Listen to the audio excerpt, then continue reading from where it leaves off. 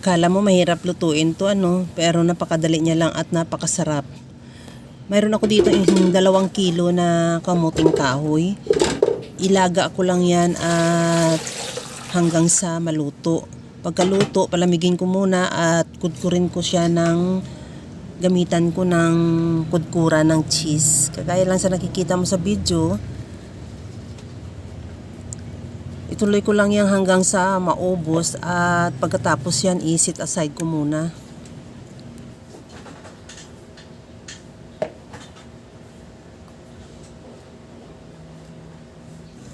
Mag-caramelize muna ako sa kawali ng 1/2 cup na asukal. Pagka okay na siya kagaya nito na caramelize na siya, patayin ko na yung apoy at ilipat ko yan sa aking baking pan.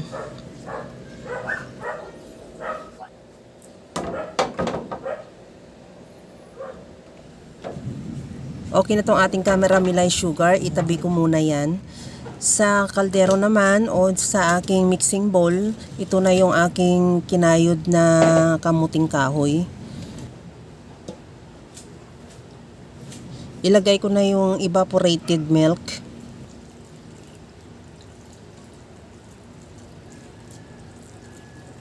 Isunod ko na rin yung condensed milk.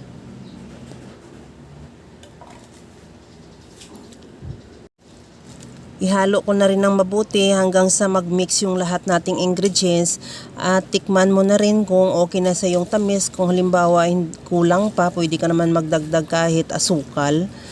At pagkatapos yan, ilipat ko na yan doon sa ating baking pan na may caramelized sugar. Ipa-flatten ko lang yan para magpantay. Pagkatapos yan, i-bake ko na yan sa pinainit ko ng oven na 30 minutes.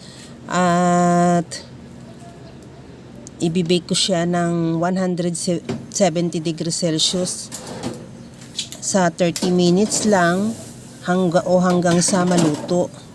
Pagkatapos yan, palamigin ko muna at saka ko siya hiwain at ready to serve na yan. Kaya mga kalasa, kung nagustuhan mo yung ating video, please like na lang at pakishare na rin sa inyong mga friends. At kung bago ka pa lang sa aking channel, subscribe na at i-click mo na rin ang bell button para sa mga notification.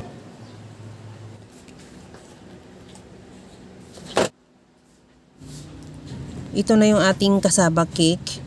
Ilipat ko na yan sa ating lagayan at i-upside down lang. At saka natin yan hiwain.